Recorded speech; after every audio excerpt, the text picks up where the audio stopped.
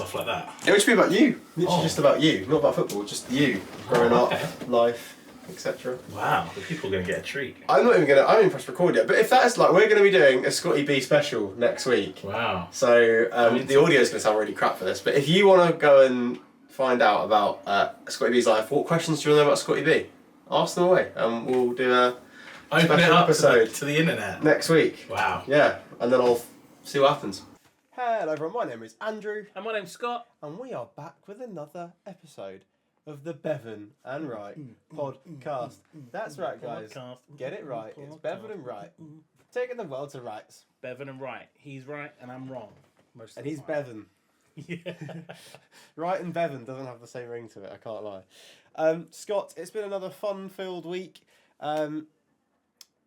A interesting few days. I religiously kept an eye on transfer window. Oh, we need to talk about that. We've got a lot to cover here, I think. Have you seen what's happened today as well? Yes. Or last night? We're going to talk about it. Wow. So, we're going to talk about it. So, for those of you who don't know, we're going to go straight into it. Transfer deadline day happened. Can I just say something real quick? Transfers and the whole transfer saga frustrates me. So you can imagine how my Friday was. Yeah. I spent so I was out on Friday night with my friend from New Zealand before we went back home, and I spent the entirety of the time checking Twitter saying, mate, if Osimhen comes in, I'm buying our shots tonight, and we're getting absolutely battered. Like, I'm bankrolling Well, that this was evening. literally like 10 minutes of our last week's podcast, wasn't it? And Osimhen's come in, Ivan Toney's going to... I was really upset that my John Duran prediction didn't come in, saying how he was going to bottle Osimhen and go for John Duran. John Duran will come. I was upset about that. By the way. Let's talk about what happened. So, obviously, me and Scott are not journalists. We're not in the know accounts like you see on Twitter either. We are people who follow these people. Probably. We follow the people... Well, I follow the people who are on Twitter. Then I'll let Scott I don't even follow them. Yeah. I keep up to date with it. The long story short is, essentially, we were in talks with Osimhen for a good couple of weeks. We always thought it was going to be something we had to do late in the window because it puts pressure on Napoli to sell him. I was confident. But from the start, Victor Osimhen said he was not going to cut his wages. He was very adamant from the start of the window he was not going to cut his wages. His agent then comes out and saying there is absolutely no way this guy goes to Saudi Arabia.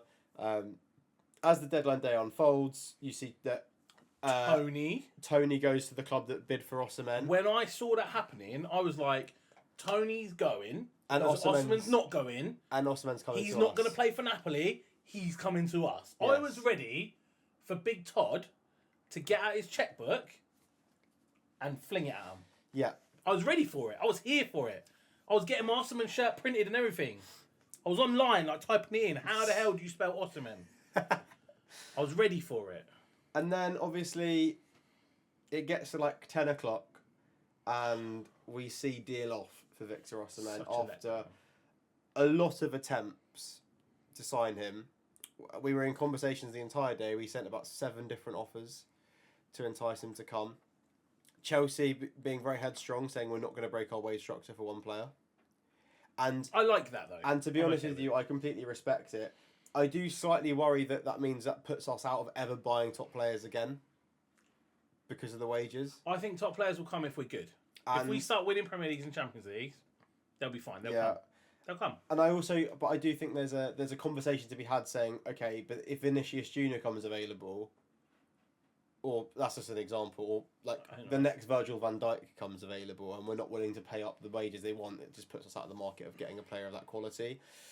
Because especially when other big clubs are going to be interested, they're going to go to a club with more money. Yes. Well, that's the only depends on how they structure it and how they pay bonuses and... Well, there'd be a way around it, wouldn't there? Well, I guess if we're in the Champions League and all of our squad are doing well, they're going to have to pay them competitively to keep them anyway. So naturally, the wages would go up if we do better as a team. Yeah, regardless. That's reflective in Cole Palmer and Nicholas Jackson's contracts getting extended and pay rises. So because they were our 2 highest outputs. They were our 2033. Yeah. I'm going to be stressed out about Nicholas Jackson for another 9 years of my life. It's another deal. It's another deal, which lies within the rest. Obviously, those 9 years don't actually mean a hell of a lot, really. If you think about it, Angelo Gabriel signed a 7-year contract, and now he's gone out to it. He's gone. You sold him for £9 million profit. Yeah, I was going to say profit. I saw that. So, you know, that's a clear sign of a player that probably was bought in good intention and just never really was top quality enough. Probably just wasn't at it, was he? No, he's not better than what we have, and I don't think he's better than what we've got coming in. Yeah, and I think that he would, and it was nice to see Chelsea being proactive and selling him. But regarding Victor Osimhen, I think he then the whole window today, right? the whole window they were saying Victor Osimhen is not available for loan. The whole window. So when Chelsea proposed a loan offer, they said no. But they also said he's not playing for us again, Napoli. Yep. Napoli come out and they said because he's messed us around so much and he's trying to force transfers through, he will not play for us. Yeah. So, but Chelsea kept it going, and then Victor Osimhen was I think at that point was said, okay, well, we're not going to agree on a permanent deal and Chelsea, they refused the loan deals that we offered as well. So whether he would have kept his wages, because he would obviously Napoli would have paid some of it. And then it fell through, and then we're now sitting here today talking about how Victor Osimhen has actually ended up at Galatasaray on loan. Wow. Is football even a serious sport anymore? Why? Why is he at Galatasaray?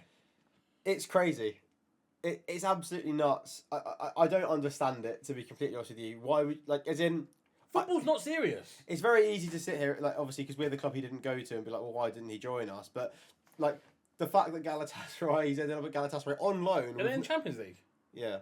Oh, that might be why then. But they've ended up with no... That's a straight loan. Straight loan. There's which we offered initially, and they said no. But surely, if you are a footballer with any integrity, you're going to pick Premier League football over... At a big London club. At potentially, in the next few years... We are a big team still, regardless of our performance. That's a different conversation about big teams. But we are a team that will challenge for a Premier League title in the near future. Hopefully be back in Champions League challenging in the next 3 or 4 seasons. If you're a footballer who's... that's a depressing thing to say. Has any... Well, I didn't want to say next year because people will just abuse me. Any sort of integrity about being a good footballer, you're going to go Premier League. You'd rather play for Southampton... Over the Turkish League. Yeah, over the Turkish League, sorry. You'd rather play with Southampton than go Turkish League. That's where players go to die. That's a bit of a stretch, but unless he wants new teeth and a haircut. So I do want to preface one thing that I've heard, and I don't know how true it is, but I want to preface one thing that I've seen about this deal. There is a break in the contract of the loan, where his release clause has been dropped from 130 million down to 75 million euros. And also, if a big team comes in for him in January, the loan's broken and he goes to that big team. Well, this is what I was thinking. So either he's going to run his contract out, move somewhere on a free transfer, and take the transfer He can't. free. They've extended his contract because of the loan. Oh, did they extend it? Okay, fair then. He's not going to do that. But then it doesn't make any sense if he's... So the other alternative... Should have said him in January, though. The other alternative is that we go back in January. But we already went in for him. Which is likely. But we might go back in again, depending on how... I think a lot of it depends on how these next few months go. If we go back in for him in January or not. I think if we go back in and we're toothless up front and we're not scoring enough goals, which early indications are that that's happening. It's quite similar patterns of what we saw quite a lot last season of not being clinical enough. Then again, a lot of these attackers haven't actually played together yet. But then would you want him? Because now I just feel like he's a mercenary. Out for money. I still think you have to say yes. But I do want to say one interesting fact, though, and a lot of people on Twitter have spotted this. And I like facts. Give me a fact. Well, not fact, but... Victor, well, it is a fact. Victor Gyökeres, the striker who plays for Sporting Lisbon. Yeah. He scored a ridiculous amount of goals. We're talking like 30, 40 goals in the Portuguese league last season. Take your word for it. Scored tons of goals. Started off this season doing the same thing. His agent was pictured in the box with Beidada Bali, where they sit. He was pictured next to them. So now, obviously, speculation's running rife that we're now maybe in talks for Victor Gyökeres because his agents come and watch the game, and we're trying to do something with him for January. In terms of output, him and Osimhen are the 2 next best strikers that would be available on the market. I know, heard of him. He had a weird career. He played for Coventry City 2 seasons ago in the Championship, banged in 30 plus goals in the league that season. Then moved to the Sporting Lisbon and has continued to do the same thing. Sporting Club of Lisbon. So it's pretty interesting how it's all sort of panned out for him. But it's one to watch. That could be a name that you hear quite a lot in January. What did happen though on deadline day was a couple of big moves. In fact, very huge moves actually. Outgoings, we saw Chalabar go on loan to Crystal Palace. Yep. Very happy with that. I'm not happy he's left the club, but I'm happy. We're not happy he's I'm left. happy where he's gone. We like Big Trev, don't we? But I'm happy where he's gone. Palace is a good club. I feel like he'll fit in well there. Yeah, and I think... I don't mind that it's on your loan as well. Yeah, I'm happy we're not selling him permanently. Yeah. I think there must be something in that, not him not going permanently. I think a bit late doors on it. Yeah. Just to get rid of him. He's gone... Broja's gone to Everton. Is that loan or sell? Loan with an option to buy. Not an obligation. Oh, I feel like Broja can just get sold now. I think Broja is going to come back because I don't think he's going to play very well for Everton. He's injured again.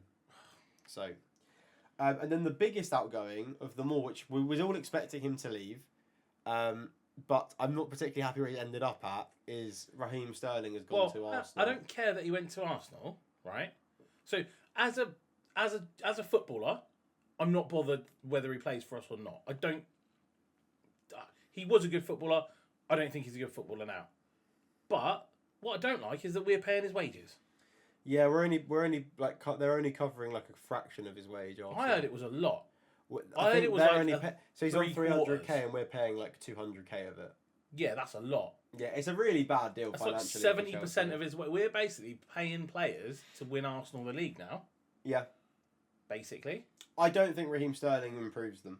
No, he doesn't even get in the team. He'll come on. He'll be like Trossard was the first year where he hardly played. But I would say that Arteta has a historic sort of clause of improving players, and I think obviously Raheem Sterling is a Premier League proven player when he's at his best. He's very good. Don't get me wrong. He was really, really good for 5 or 6, 7 years. And I think at Arsenal, it's just not for us. He could succeed at Arsenal. That'd be a very Chelsea thing to do. Would be to sell a player who then goes and succeeds at another team. However, historically, Chelsea transfers to Arsenal don't seem to work out very well. They take all that crap. Cheers, buddy. Peter Cech was the only one they got that was good. I know Havertz is going through some pretty good form right now in terms of scoring goals, but the game I watched, the Arsenal game, he scored a great goal as well. He scored against Brighton. Scored a really, really good goal. And then do I need him in my fantasy team? And I wouldn't. That'd be a big question. And then it got to a point where he was in the box and he fell over the ball and kicked it out of play. And then we're like, oh, there's Kai Havertz. There's the Kai we know. There's the guy that we've watched play football for way too long. But it was interesting. And then the big incoming on transfer deadline day was Jadon Sancho. I like that he's a Chelsea fan. Yeah. I like that. And also, I'm okay with it. The actual deal itself, not a bad deal, is a really good deal. For what the player that we're getting and how cheap we're getting him, I think is actually if really I look good. at it in isolation, a Dortmund Jadon Sancho was fire, so good, big fan, right? I like him. If I look at him in the last year for United, It makes the transfer worrying. Well, is it just United though? Because his career died at United, really. Yeah, but is it just Man United? Are they doing to wingers what we do to centre forwards? And then he went back. Obviously to. You went to Dortmund. He did really Dortmund well. Did really well again. So if we get a good Jadon Sancho in isolation, I'd be really happy with that. He's a Chelsea fan. He looks good in blue. I like it. However, he's now our third choice right winger. The idea is he'll play off the left. Was our fourth choice left winger then? Second choice. Actually, no. I think it's going to be really weird to see how many winger combinations we get. We've got a lot of players that play in that front three. But we are playing Monday to Thursday regularly. Oh, shock! I go to work every day. Yeah, but as in footballing minutes, there's been a lot of talk about players overplaying. I'm not into that. You're going to trigger me again now because I'm not into that. These guys are playing football twice a week for 4 hours maximum. Can they not do that? On top of all the travelling, all the training, it's a lot. It's I physical. drive an hour to work and back every day, 2 hours a day. On the body, it's physical. That's why they get so many injuries. What? I'm not having it. If you can't play football twice a week, scratch that. Every day. They should be able to go and play 90 minutes of football every day and perform at a level. If we went and play five-a-side every day for 2 hours... Yeah, I'd pull my hamstring. No, you wouldn't. I would. I'm unfit. You wouldn't. I would. I'm super unfit and I wouldn't.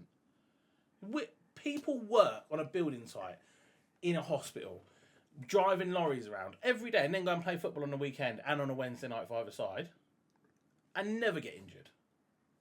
But there's a correlation between players. They should be able to play. But there is a correlation between as in, like, it's a fact that playing too many games injures you. Nah, they're all just soft. Really? So all the people referring ACLs and hamstring injuries are all just soft? Soft. Okay. Yeah, interesting. All just soft, mate. Interesting. We can do it.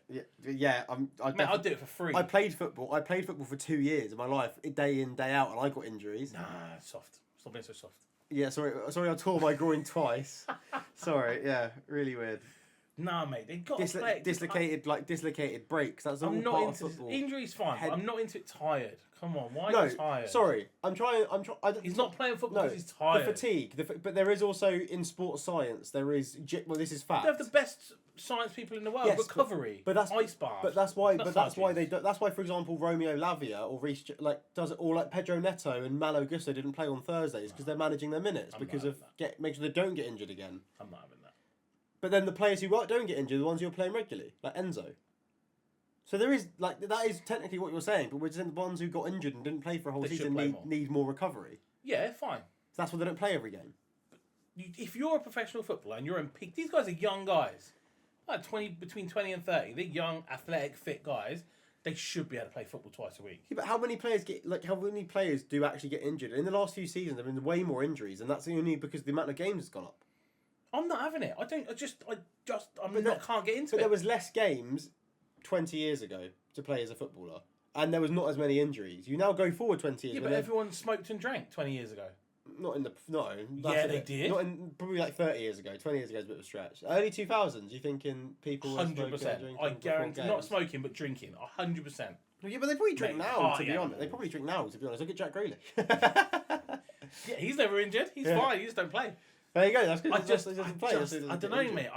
I find it hard to believe that Usain Bolt can train 3 hours every single day at peak athlete performance and not get injured. Other athletes in the world... It's not a contact sport. Cricket, yeah, but they're putting stress on their body. Football's not a contact sport anymore. Football is not a contact sport anymore.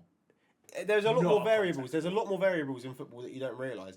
In terms of, it's the sharper movements in football. It's all about Cricketers play cricket every single day of the summer. Oh, yeah, because cricket's laborious. Every single day of the summer, right? For 4 months, they play every single day.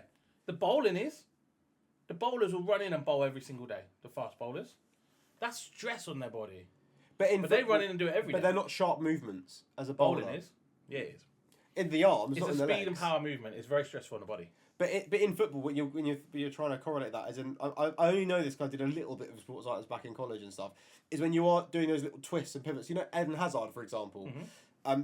Really good example, and there's been loads of studies on why they think his injury record got so bad as he got into 28, 29, 30, you know, his injuries picked up. Same with Kante, is because how they play football, Hazard would plant his ankle into a sharp movement every single time to turn and pivot away from the ball. And because of the stress that put on that joint, that meant that Hazard's now retired in his early 30s because he just couldn't. His body broke because how many times he got kicked and how many times he got twisted and pivoted. So there is genuine science behind it. No, there is, but you've got to work that. You've got strong ankles. But Hazard didn't train. Hazard didn't train very well, and then shocked it because that's all the stories we hear about how amazing he is, but he didn't train well. That's Real Madrid's problem. Thiago Silva, though, for example, had a glistening career because he spent 8 hours a day recovering. But why can't they all just recover properly? Why can't I don't know? Someone needs to. They need to recover properly. Yeah, I don't know. I think we've got massively off topic here. We're on topic. That's very. That's just like a play 2 games a week, stupid footballers. Well, they do.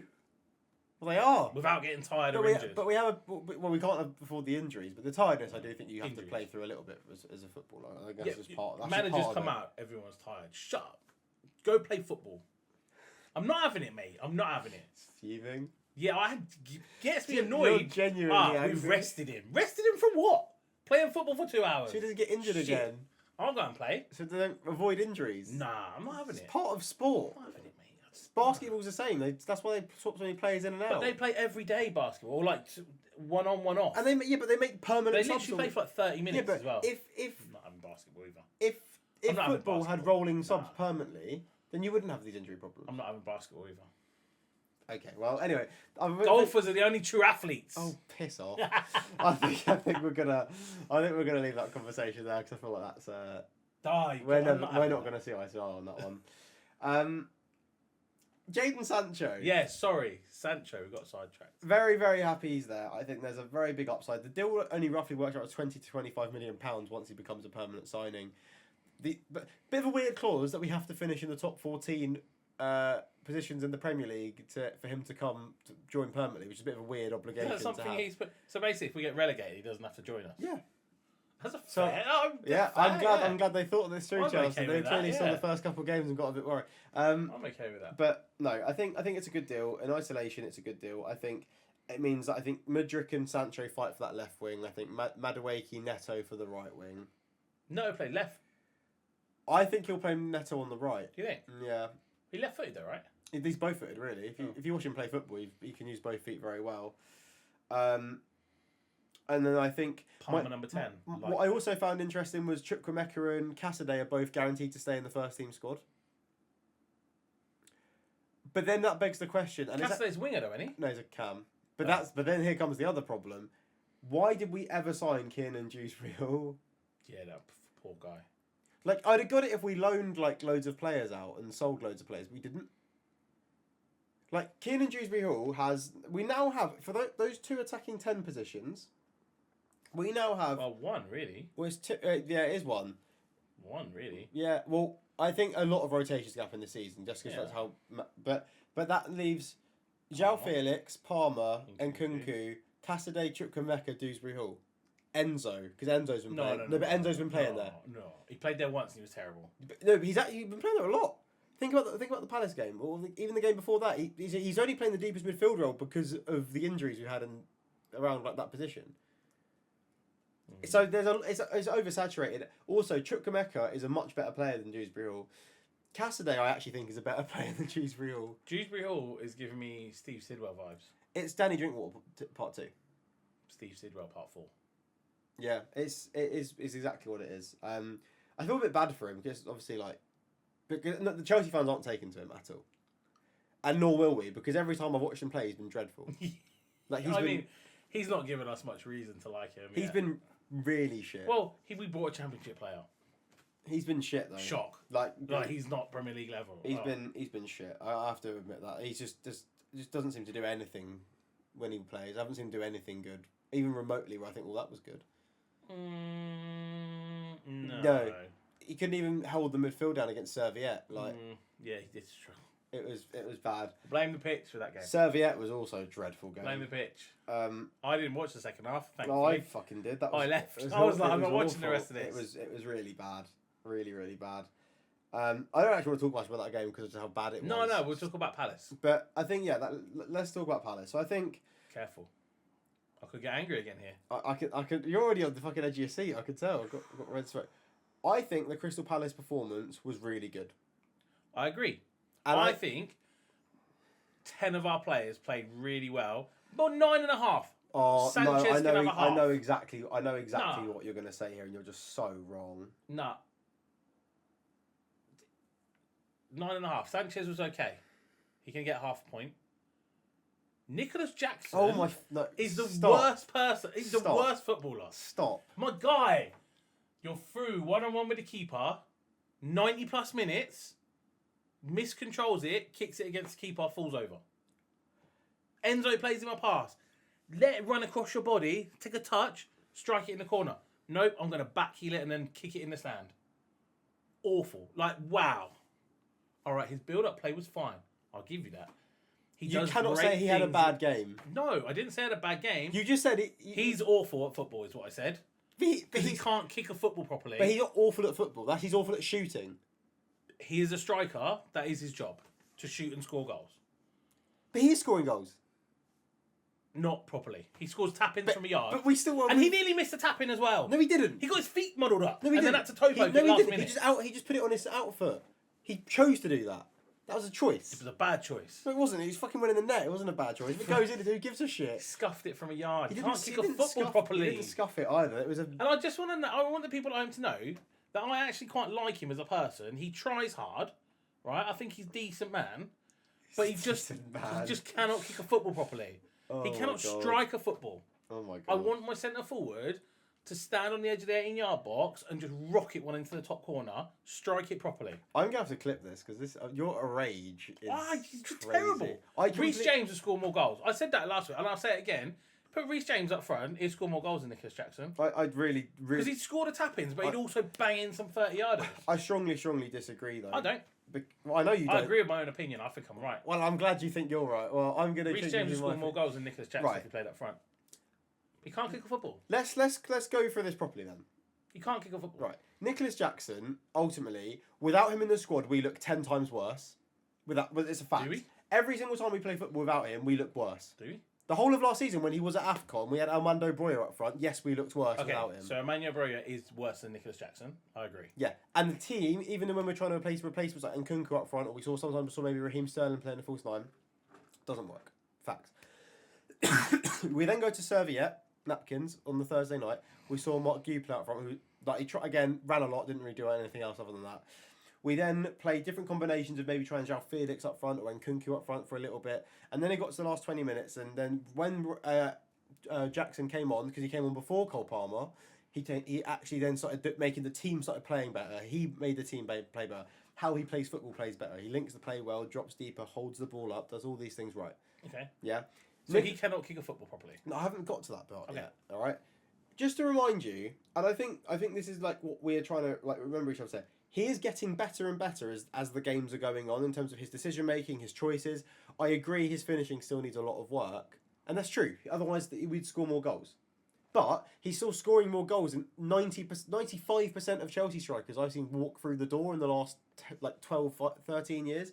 Just to remind you, we've had strikers like Lukaku, Pato, Falcao, Torres. Oh my God, I could think of so many. Broja. Keep giving me some. There's so many more. Old school ones? Eto'o, Demba Ba. Okay. Okay. I'm not going to say Giroud because Giroud's a legend. But I would rather he has scored more goals in the Premier League than in his first 34 games than any of those strikers. I'd rather have Demba Ba than Nicholas Jackson. I love Demba Ba, by the way. I'd rather have Samuel Eto'o than Nicholas Jackson. I'd rather have Fernando Torres than Nicholas Jackson. I'd rather even have Lukaku when he didn't hate us than Nicholas Jackson.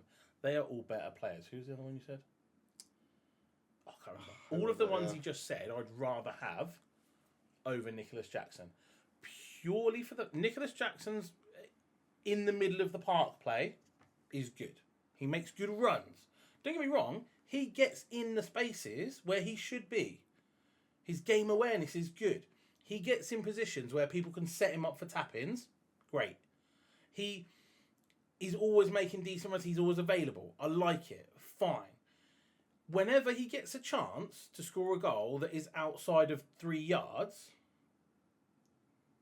give or take, he scuffs the ball. I've not seen him strike a clean shot towards goal. You look back at all the goals he scores, they're either tap-ins or he scuffs it in the corner. He doesn't strike a football properly. You watch good players strike a ball and the ball flies into the top corner. He doesn't strike it, and that's my problem. Also, the amount of chances that he misses. I know he scores goals. Fine. He's scored X amount. This, fine. But the amount of chances that we create for him and he misses, that misses the target, doesn't trouble the goalkeeper,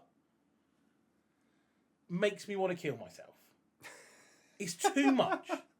Trouble the goalie. If the goalie makes a save, I'm okay with it.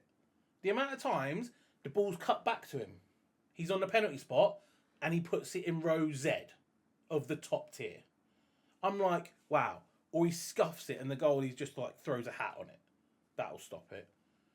That's the bit that annoys me. He struggles to hit a clean ball, is all I'm saying. Or keep it down, or get it on target. Half the time he doesn't even hit the target. But I back him. I think my point is, I agree he should score more goals. Because, by the way... we create loads of chances. Nicholas Jackson, if he finds that cutting edge, which I think he can... I don't know. I think it's just a generic... If he finds his cutting edge, which I think he can, we genuinely will have one of the best strikers in the Premier League. I think striking a football is a talent. That some people have, some people don't. Fundamentally, Raheem Sterling's the same. He don't strike the ball properly. But look at Okay, let me give you a really good example of someone who was really shit at finishing and then all of a sudden it just clicked. Mo Salah. But Mo Salah Mo Salah strikes the ball properly. No, he didn't. Do you remember his early Chelsea career? Even at his early days at Liverpool. Yeah, I remember watching early Italy. He missed so many big chances, so many big chances. Where he would scuff the ball and kick the ball incorrectly and kick it into the ground. And there's a reason why Mourinho was so happy to let him go, was because of that reason. He just didn't have the finesse or the cutting edge at the end. He then went and played football in another league, which I don't want Jackson to do. I want him to stay, because I think he's a big part of the squad. But it took him like 2 or 3 seasons of playing that high level professional football, which he got in Italy for 2 seasons. I think he went on loans to Fiorentina. And that's where he became his trade. Huh? You had Roma as well? Yeah, Fiorentina and Roma. So he went on for 2 seasons for them, excelled, did really, really well, and then earned his move to Liverpool. From going, because we sold him to Roma, I think. I don't remember that. I remember him playing for Basel against us, and he played really well. Yeah, but that's why we bought him. But I think he strikes the ball now. Mo Salah now strikes a really good ball. But that's when Mo Salah was 21, 22, 23 and he's playing for us, and he took him a couple of seasons to develop, and then Liverpool bought a finished article. I see it. I'm not saying, by the way, I'm not going to sit here and say Nicholas Jackson's going to give us the output of Mo Salah, because that's Mo Salah is an exceptional player. That's a rogue statement from you. We've got it on camera. That's not what Andrew thinks Nicholas Jackson's better than Mo Salah. Literally, after I just said he isn't. You cannot say that when Didier Drogba exists either, by the way. That's absolutely Nico criminal. Jackson, best African player ever. He could be. No joking. No. I knew Facts, people. Let's wind people up. But I think there's a lot of reasons why I think literally the only thing missing from Nicholas Jackson's game is that killer finish. Strike the ball properly, Nico. His heading has got a lot better. If you remember the start of last season, he wouldn't even go for a header. He wouldn't even jump. That was bad, eh?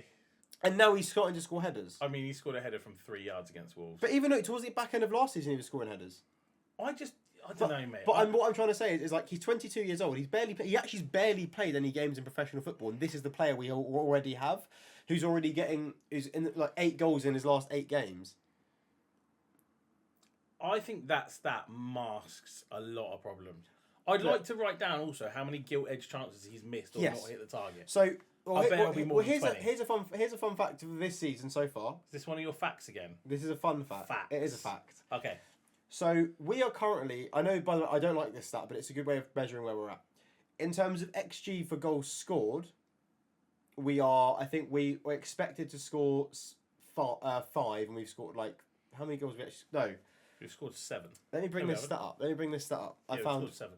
But do you think they adjust your XG depending on if Nicholas Jackson plays or not? Because if he does play, I think our XG is like 0 every game.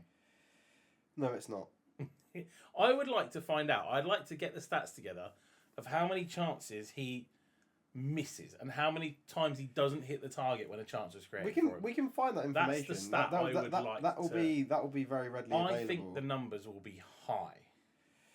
I'm just saying, I think if you put someone like Reece James who strikes the ball properly, I think if you put Reece James up front for Chelsea, he gets in the positions that Nicholas Jackson gets in, right? So I think he scores the tap-ins.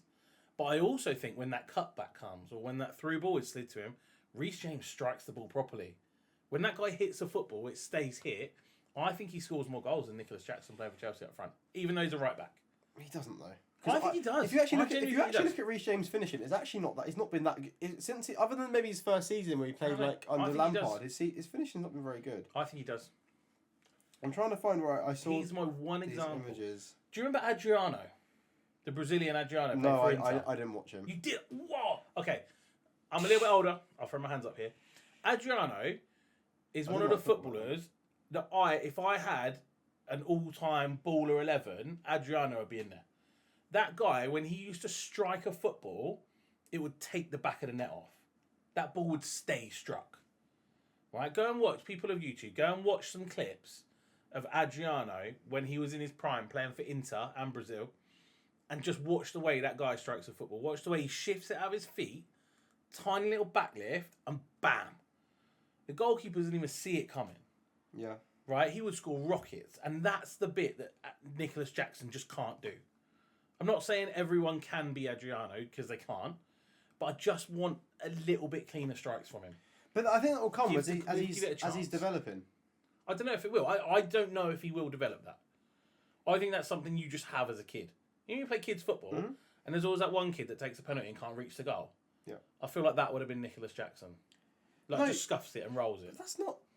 And then you get always the big kid that just slams it in the back of the net. I just don't think you can say that when he's actively performing. Like, he is performing. Oh no, all the rest of his game, like you said, his running, his movement, his link-up play, he's okay, it's fine.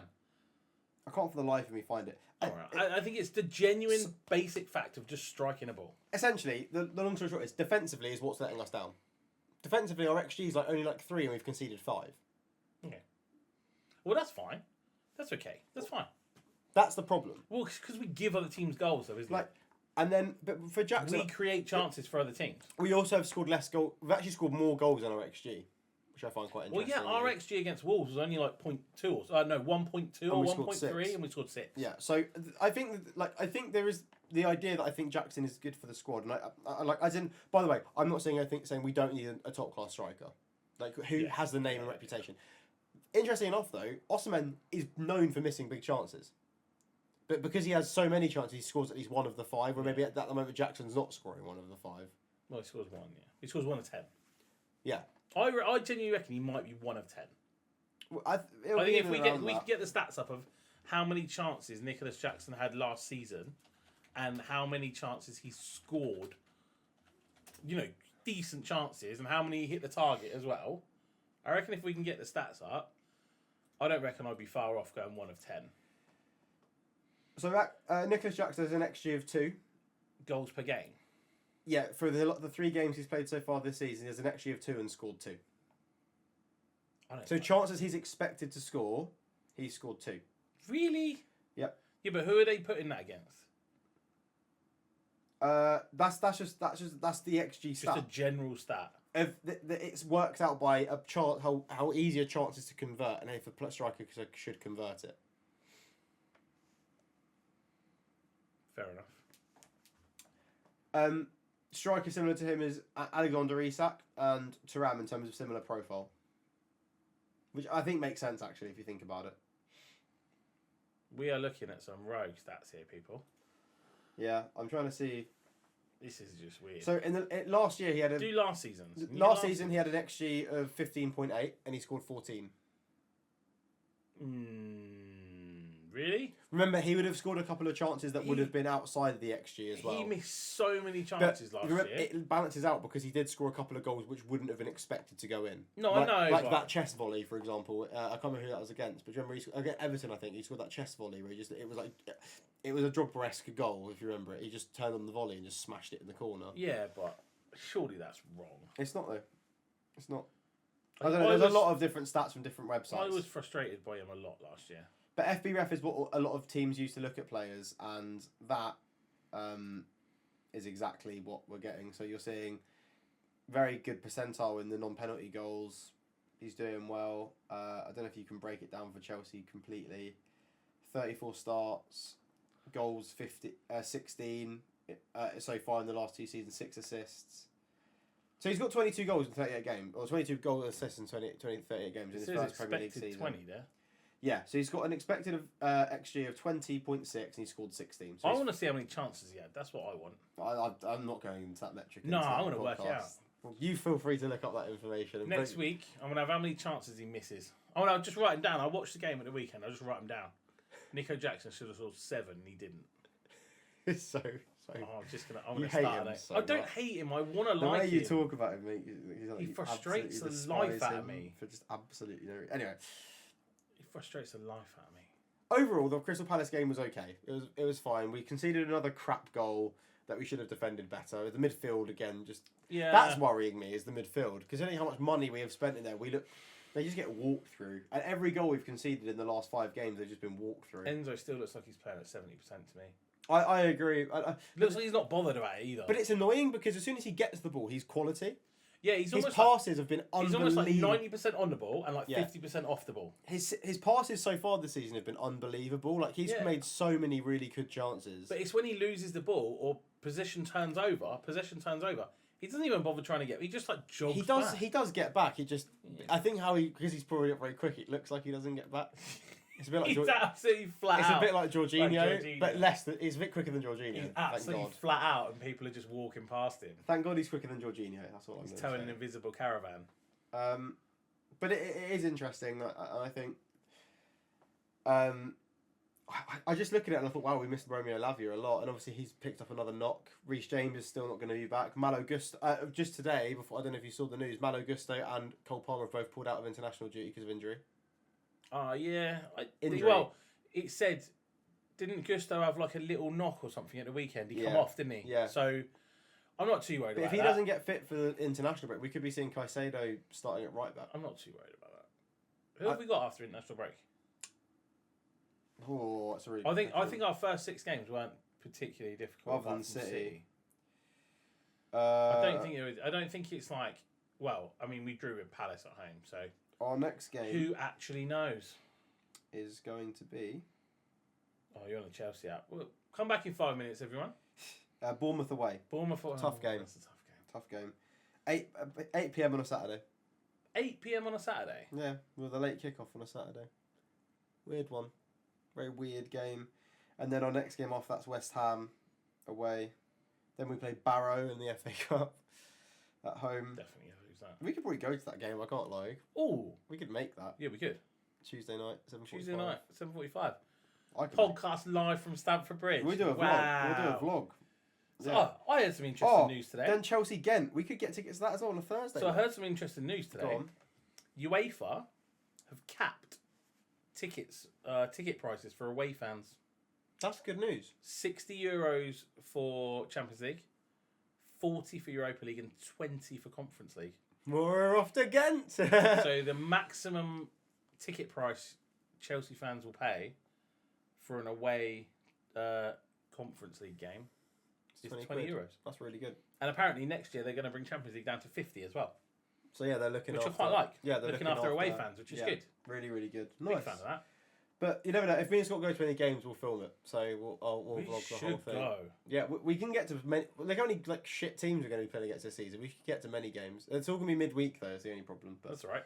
I got holiday days to take. We can make that for sure. But exciting. That's definitely something we can do. We can get to the bridge. Have you got a fantasy team? Oh, I don't know about my fantasy team. I feel like I need to talk to someone about mine. It's stressing me out more than Nicholas Jackson. I've made a grave error in judgment for my team by not having Erling Haaland or Salah. Have you ever played fantasy before? Wow. See. Oh, right. Buddy. No. Wait till you hear my team. Oh, buddy. Wait till you hear my team. But this is going to be 5 minutes of pain. And then I think you'll understand my thinking. Right. I don't think I will. And it just has not gone to plan. And everyone, feel free to give me feedback on time. Yeah. I went for Pickford in goal. Oh, he's the worst goalkeeper in the league. But Everton, historically, were like... I think for a Sean Dyche team, I think you're going to keep a few clean sheets. And he's also going to make a lot of saves. No. Anyway, whatever. Right. You're not on the screen. Oh. Saliba. Yeah, fine. Maatsen. Because I think after how he played at Dortmund last season, I took that into account and I thought he'll do well. Well, yeah. I've got Pedro Porro on my bench, but he was injured in the last game, so I swapped him out. Ben White, again, got quite a few assists and clean sheets. Aren't they? Robinson from Fulham. Okay. Odegaard. He doesn't do that much in fantasy. He's a really good player. Yeah, which I didn't... I thought... He plays the pass before the assist. Yeah, I don't think Arsenal actually score enough goals, and that's the problem. They don't actually score like I said, he's goals. always the pass before the assist, so he doesn't get many points. Palmer, I had him last year. Palmer I had to. Yeah. Foden, but he hasn't played at all yet this season. No, do Pep Roulette. And I've absolutely fucked it picking Phil Foden. I put in Kunku, and again, he's barely played in the Premier League. Yeah. But I thought all these players were going to play football. Nkunku is my problem in my team. And then my strikers... See, this is where I thought I had like a really good chance, and then Solanke got injured. Because obviously, they were scoring goals. Solanke, Watkins, João Pedro. Yeah, I've got Watkins and João Pedro. I feel very, very vindicated putting João Pedro in my team. He's been brilliant at the start of this season. And then on my bench, I have Solanke, Rodri, Pedro Porro, Fabianski. I thought get any points. Yeah, but Rodri scores like those last minute late gasp goals all the fucking time. 3 of them. Yeah, it was a bit of a rogue decision. I've made some poor errors in judgment on the fantasy team here. I've currently activated my wild card. What does that even do again? I don't even. So that means you can change your whole team without getting any penalties. So if you get one free transfer every week, if you don't use it, it doubles up now. So I think you can go to 5 free transfers. I've got 3 at the moment. However, if you've only got 1 free transfer or 2, or whatever, if you go over that limit, it costs you 4 points per transfer. Yeah, I get that bit. Yeah. So if you want to swap your whole team, it's going to cost you points. But wildcard lets you do it for free. Yeah, I might have to do that to get some salary. Yeah, and some my wildcard is active. Nkunku and Garnacho will be going because they're not. Garnacho in. That's wow. Wow. He played well at the end of last season and he scored in the FA Cup final. So I was like, Man United are so bad. I was like that guy's going to play. We're not good. They are even worse. I was like, that guy's going to play. He definitely ain't playing. So he's gone. Nkunku's gone. I need to find out. I need to fit Salah in somehow.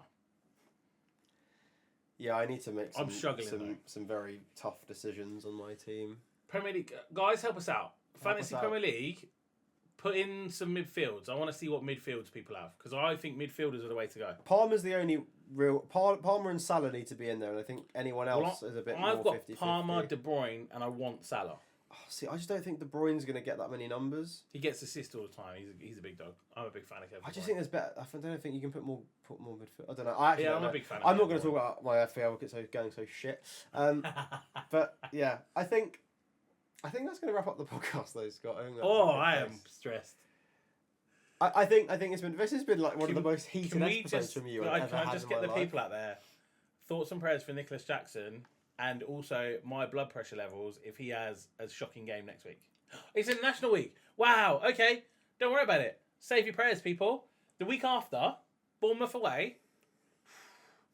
We could have like paramedics on standby if he stresses me out again. Well, we're going to put Scott through some stress next week because we're going to ask him questions all about Scott and about his life. So your idea, by the way, not mine. It's my idea, and then Scott's going to do a special on me. That sounds dodgy. That was your idea. Scott's going to do the special on me. How about that? You into what that means? Yeah. In the next international break after that. So yeah, we'll ask questions. We're gonna.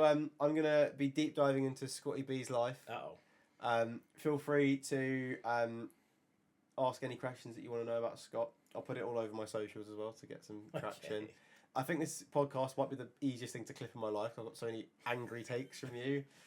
And yeah, I think that's going to wrap it up. So thank you ever so much for watching, everyone. Let us know your thoughts on Nicholas Jackson, Chelsea, Osimhen, Sancho, the Palace game. Let us know all your thoughts.